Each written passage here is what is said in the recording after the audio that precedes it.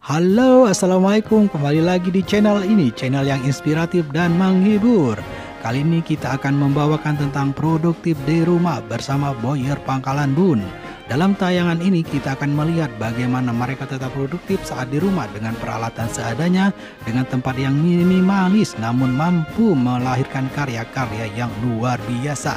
Jangan sampai ketinggalan ya, kita akan menemukan hal-hal menarik dan inspiratif yang bisa kita dapat dalam tayangan ini. Selamat menyaksikan.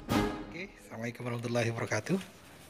Selamat sore. Kali ini saya tidak sengaja tidak sengaja mengunjungi workshop dengan tempat yang sangat minimalis. Dengan tempat yang sempit bisa memproduksi panahan tradisional tadi yang kita liatin di etalase. Nama workshopnya ini apa ini? Ini salah Boyer satu-satunya di Kobar yang memiliki fasilitas yang lumayan memadai ini dengan perangkat seadanya. Perkenalkan, siapa namanya nih Bapak? Nama saya Rudiansa. Oke, udah lama bikin ginian? Alhamdulillah sudah lebih 1 tahun. 1 tahun. Kalau 1 tahun berarti sudah berpengalaman ini. Kok bisa sampean bisa bikin gini? Dapat ilmu dari mana? Sudah pengalaman atau pernah berlatih atau pernah kerja di tempat orang bikin bower? Kalau ilmunya, kalau kerja sama dengan orang yang boyer, pernah belajar dikit. Salah satu boyer juga di Pangkalan Bun. Di Pangkalan Bun. Cuman saat ini dia kayaknya lebih fokus pada kerjaannya sekarang. Wah, berarti kayaknya ilmunya diturunkan. Oh gitu. Berarti beliau ini sudah tidak bisa ngelanjutkan, tapi amal jariahnya terus mengalir ceritanya. Amin. Nih. Amin.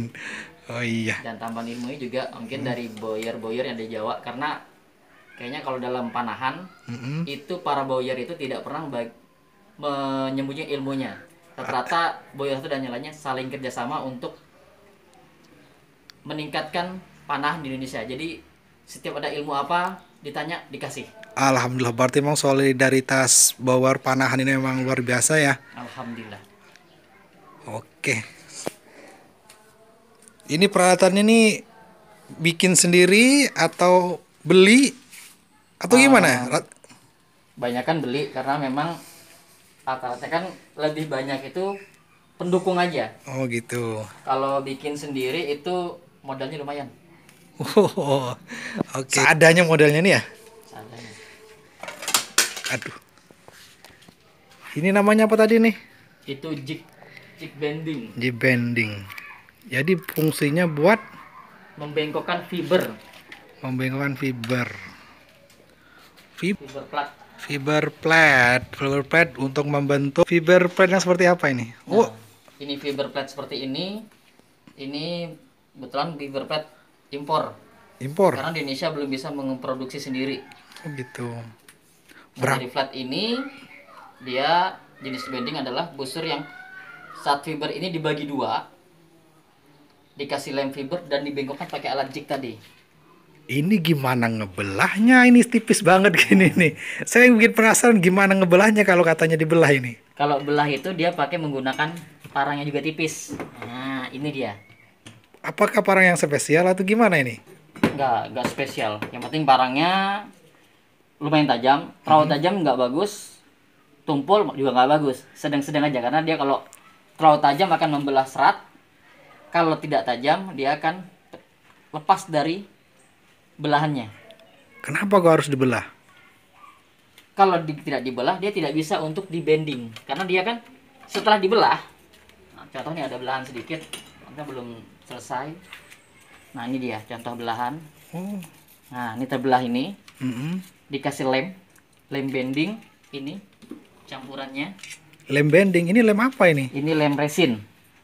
Nah campuran khusus ya, bukan pakai Alteco bisa nggak? Nggak bisa. Alteco bisa, tapi cuman membengkokkan. Nah, tetapi bisa dijadikan busur. Dia kan hentakan busur kan semakin keras tuh. Nah, itu akan membuatkan balik pecahnya. Jadi harus pakai lem khusus yang kekuatannya lebih khusus. Lem bending banyak, lem fiber itu ini kan lem fiber. Jadi banyak lem fiber. Ada merek Avian. segala merek MR. Nah, kalau ini merek SK buatan Amerika. oh iya nih, Amerika. Apa bedanya orange sama hijau nih? Nah, kalau yang hijau ini adalah lemnya. Yang oranye adalah pengerasnya. Lem dan pengeras. Jadi kalau disatukan itu jadi lem bekunya. Kalau dibiar gini ya nggak, biarpun dibuka nggak bakalan bisa beku kalau tanpa dicampur. Apa ibaratnya semen sama air gitu ya? Ya. Oh iya, sederhananya ibaratnya semen sama air. Mana semen sama airnya? Ini semennya? Ini yang semen. Oh, ini semennya air. Ini air. Oh gitu, berpikir sederhananya seperti itu. Oke, contohnya yang sudah dibengkokin mana? Kita bengkokin udah jadi busur. Nah, sini. Contohnya. Di sini kebetulan ada 2 busur yang sudah dibengkokin. 2 busur yang sudah dibengkokin. Nah, ini dia. Ini 2 busur. Ini sudah bengkok. Jadi gini ya, nggak perlu ditali-tali lagi ya. Nggak perlu dipasang string biar udah bengkok sendiri ya. Bengkok. Kan ada 2 jenis, busur non bending sama bending. Ini busur non bending. Busur non bending itu yang bengkok adalah kayunya. Fibernya tetap lurus. Oke. Oh iya, ini ya. Nah, ini. Berarti ini lurus nih. Ini lurus nih. Ini berarti tanpa dibending. Sedangkan yang ini dibending. Nah, busurnya yang bengkok kalau hasil bendingan. Kalau yang bukan hasil bendingan, kayunya yang bengkok. Tapi ini fibernya tetap lurus. Oke, itu hasilnya rupanya. Hasil untuk dalam tembakan panah pun berbeda antara bending tidak bending.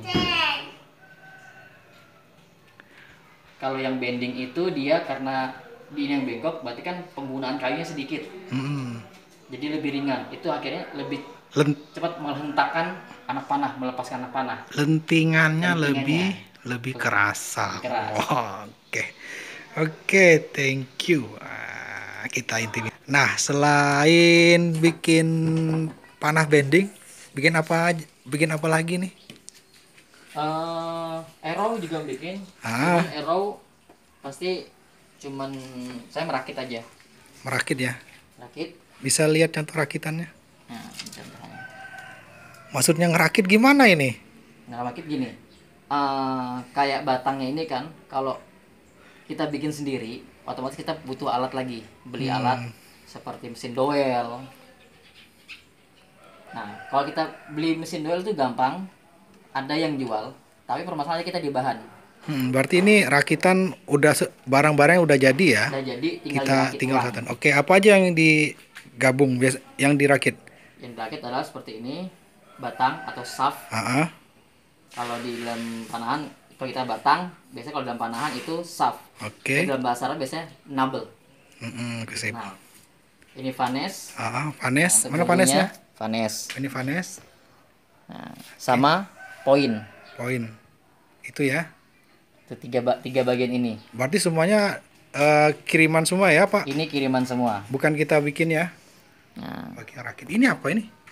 Oh, memang bentuknya ya. Bentuknya. Oke, berarti ini ngerakit ngerakit anak panah bambu ya, bukan? Bambu. Yang ini bambu, ada 2 jenis. Yang ini dari bahan kayu ceri. Haha, kersen bukan? Ya, kayak itu namanya. Oke. Apalagi selain panah bending sama sap? Itu aja sih, paling saya juga ngadain kalau ada yang rusak, teman-teman punya busur rusak, yang tersini minta direparasi selama masih mampu. Kalau yang sudah berat-berat kayaknya nggak sanggup juga. Biasanya berat-berat udah nggak sanggup dipakai busurnya. Oke, terima kasih. Rupanya selain bikin boyers, bikin ini juga dia nih, ngerakit anak panah, juga ngelayani perbaikan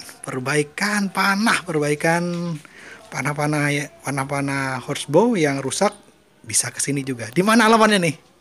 Alamatnya Jalan Singamaruta nomor 14 RT 6 Sidorejo. Oke, nomor HP nanti tertera di caption ya. Nanti nomor HP kita tulis atau kita komunikasi via Japri sama saya. Oke, terima kasih Mas. Ya. Mas siapa nih? Rudiansa. Mas Rudiansa, terima kasih sudah meluangkan waktunya kepada saya yang tidak sengaja mengintip ruang reparasi workshop pembuatan panahnya. Terima kasih atas waktunya. Ini adalah bagian dari orang yang di rumah aja tapi tetap produktif. Terima kasih. Assalamualaikum warahmatullahi wabarakatuh. Selamat sore.